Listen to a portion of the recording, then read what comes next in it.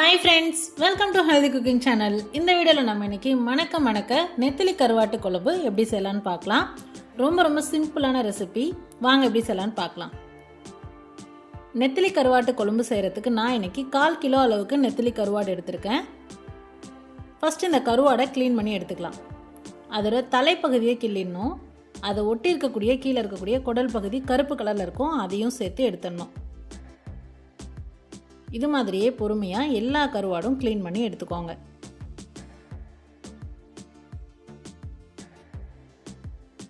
கருவாடு பார்க்க தான் நிறைய இருக்கும், நம்ம க்ளீன் பண்ணி எடுத்தோம் அப்படின்னா குவான்டிட்டி குறைஞ்சிரும். இப்போ அடுத்ததான் நல்ல வெதுவெதுப்பான தண்ணியில் நம்ம சுத்தம் பண்ணி வச்சுருக்கக்கூடிய அந்த கருவாடை போட்டுட்டு அப்படியே விட்டுருங்க. ஒரு 10 நிமிஷம் விட்டுருங்க. அதுக்கப்புறமா நல்லா கழுவிட்டு அலசி எடுத்துக்கோங்க. ஒரு சில கருவாடில் பார்த்திங்கன்னா இந்த மாதிரி மணலாக குட்டி மண்ணாக இருக்கும். அதை ஒரு 2-3 டைம் மறுபடியும் நார்மல் வாட்டரில் வாஷ் பண்ணி எடுத்துக்கோங்க. அவ்வளோதான், கருவாடு க்ளீன் பண்ணியாச்சு. இப்போ குழம்பு எப்படி செய்யலான்னு பார்க்கலாம். 2 டேபிள் ஸ்பூன் அளவுக்கு நல்லெண்ணெய் விட்டுக்கோங்க. எண்ணெய் சூடானதுக்கப்புறமா 1/4 டீஸ்பூன் கடுகு பொரிய ஆரம்பிக்கும் போது 1/4 டீஸ்பூன் வெந்தயம். அடுத்ததான் 2 கொத்து கருவேப்பிலை, 10 பல் பூண்டு, இது எல்லாத்தையும் சேர்த்து நல்ல எண்ணெயில் வதக்கி எடுத்துக்கணும். அடுத்ததான் 2 கைப்பிடி அளவு சின்ன வெங்காயம் கண்ணாடி பதம் வதங்கி வந்ததுக்கப்புறமா மீடியம் சைஸ் 2 தக்காளி, கூடவே 1 டீஸ்பூன் அளவுக்கு கல்லுப்பு.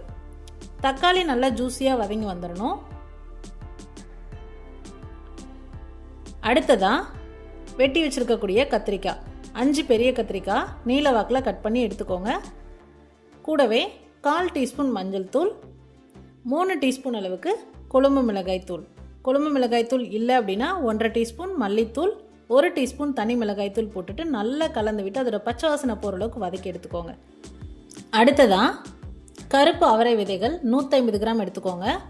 5லேருந்து 6 மணி நேரம் நல்லா ஊற விட்டுட்டு குக்கரில் போட்டு 4 விசில் விட்டு எடுத்துக்கோங்க.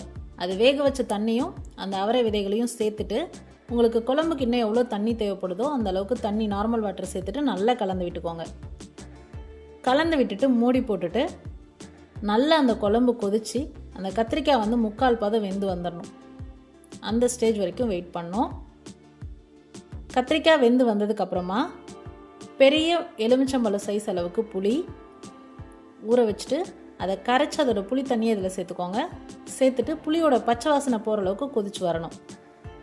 கொதித்து எண்ணெயெல்லாம் மேலே வர ஆரம்பிச்சிருச்சு பாருங்கள். இந்த ஸ்டேஜில் சுத்தம் பண்ணி வச்சுருக்கக்கூடிய கருவாடு சேர்த்துக்கோங்க. கருவாடை சேர்த்துட்டு 5 நிமிஷம் குக் பண்ணிங்கன்னா போதும். ஓப்பன் பேனில் குக் பண்ணுங்கள், மூடி போட வேண்டாம். கருவாடை சேர்த்த உடனே வீடு ஃபுல்லாக அப்படியே அந்த கருவாடோட ஃப்ளேவர், அந்த குழம்பு மணக்கும் பாருங்கள், சூப்பராக இருக்கும். சூப்பரான மணக்க சுவையான நெத்திலி கருவாட்டு குழம்பு தயாராகிடுச்சு. இந்த கருவாட்டு குழம்பு பார்த்திங்கன்னா நீங்கள் வச்ச நாளை விட அதுக்கப்புறமா நம்ம மறுபடியும் சூடு பண்ணி சாப்பிட அதோட டேஸ்ட் இன்னும் சூப்பராக இருக்கும். ட்ரை பண்ணி பார்த்துட்டு உங்களை கமெண்ட் மறக்காமல் சொல்லுங்கள் ஃப்ரெண்ட்ஸ். இந்த கருவாட்டு குழம்பு சூடான சாதம், கம்மஞ்சோறு, அதுக்கப்புறமா இட்லி, தோசை, இது எல்லாத்துக்குமே அட்டகாசமான காம்பினேஷன். ட்ரை பண்ணி பார்த்துட்டு உங்களை கமெண்ட் மறக்காமல் சொல்லுங்கள் ஃப்ரெண்ட்ஸ். இது போன்ற ஹெல்தி ரெசிபீஸ்க்கு மறக்காமல் ஹெல்தி குக்கிங் சேனலை சப்ஸ்கிரைப் பண்ணுங்கள். இந்த வீடியோ உங்களுக்கு பிடிச்சிருந்தா லைக் பண்ணுங்கள், ஷேர் பண்ணுங்கள், கமெண்ட் பண்ணுங்கள். தேங்க்ஸ் ஃபார் வாட்சிங்.